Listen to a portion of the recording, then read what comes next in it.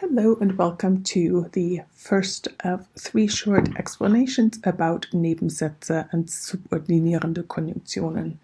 We're going to go over what you already know about conjunctions. That's point 1, was Sie schon wissen. Point 2, Nebensätze, was sind sie und die wichtigsten Konjunktionen. Und 3, Nebensätze, Position des Verbes. So let's get started. So, was wissen Sie schon? You already have encountered coordinating conjunctions. That's und, oder, aber, sondern, denn, and they combine 2 main clauses or Hauptsätze. For example, ich lese die Zeitung und ich trinke einen Kaffee. And as you can see, your standard main clause word order subject verb is in effect in both of them. Once we get to subordinating conjunctions, that are the topic of this unit, they connect a dependent clause with a main clause. And this is actually something you already saw last semester in chapter 9 with the subjunctive. In the examples, wenn ich Zeit hätte, würde ich heute ins Kino gehen. Wenn ich Zeit hätte is a dependent clause with a wenn as your subordinating conjunction. Würde ich heute ins Kino gehen is the main clause. One thing that I'm going to drill in you is you must separate a main and a dependent clause with a comma in German. This is never optional, unlike in English where sometimes you use one and sometimes you don't. So what are Nebensätze? A subordinating clause cannot stand on its own. It simply doesn't make sense without the main clause.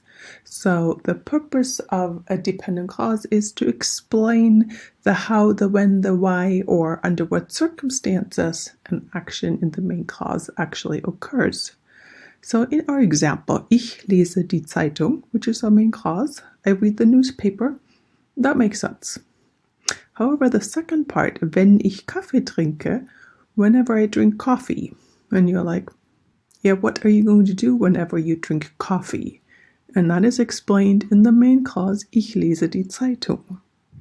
So that's what we mean with it just doesn't make sense on its own. A dependent clause always begins with a subordinating conjunction, the wenn in our example, and this is the key word order difference. The conjugated verb form is moved to the very end of that sentence. So it gets separated from the subject, the ich in this case. So it's wenn ich trinke Kaffee. That would be your English word order. It goes wenn ich Kaffee trinke. Verb last, but only in the dependent clause word order. So don't start applying this in the main clauses. Main clause, verb stays in second position. Here is a chart which you have in your textbook of the most common subordinating conjunctions for dependent clauses. And this is essentially the best thing is go memorize their meaning. That's really all there is to it at this point. Just to put this into context, a few examples. Vergiss nicht is your main clause, dass wir nächste Woche ins Konzert gehen. It's a dependent clause. Das, the conjunction, and as you can see, gehen at the end. Same thing, ich bezahle immer bar, main clause, weil ich keine Kreditkarte habe. Weil, conjunction, habe at the end. Ich warte, main clause, bis du mich heute Abend anrufst. Bis, conjunction, anrufst, verb at the end. Weißt du, main clause, as a question, ob im Schreibwarengeschäft war? Ob, subordinate conjunction, and you can see war is at the end. So we just pointed that out, that the position of the verb in a dependent clause, the conjugated verb is moved to the very end. And right now we're just going to go use a different tenses so you can see how that plays out. Our main clause is the same one, ich lese die Zeitung. We're going to keep reading our lovely newspaper.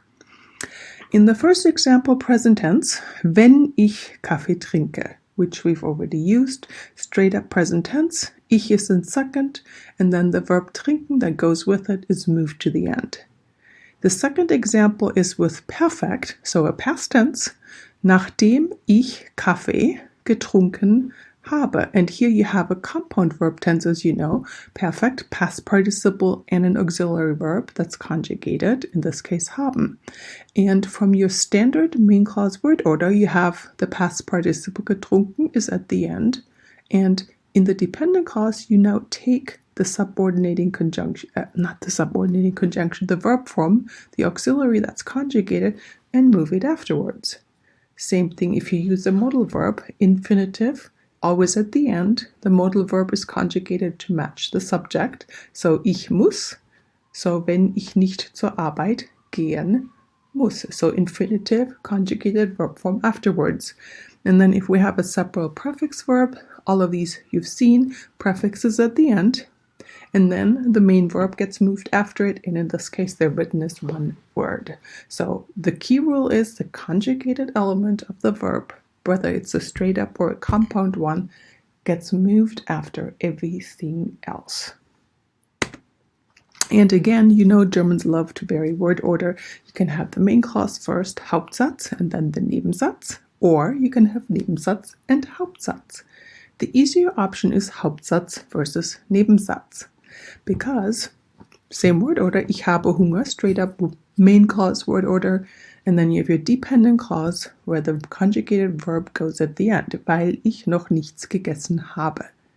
If you want to start with the dependent clause for emphasis, weil ich noch nichts gegessen habe, standard dependent clause word order is in place, comma, but as you can see, we're flipping habe ich Hunger.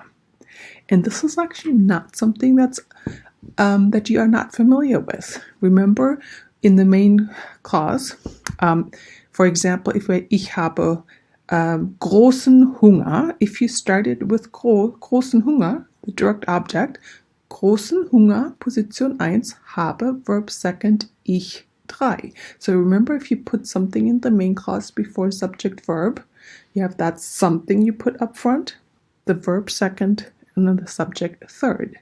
And that exact same rule applies here.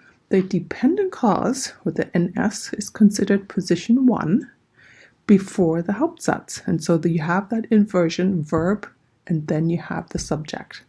It still applies here as well. So it's the same pattern, just a much, much longer extended thing you throw up front. And that is it for today, I think.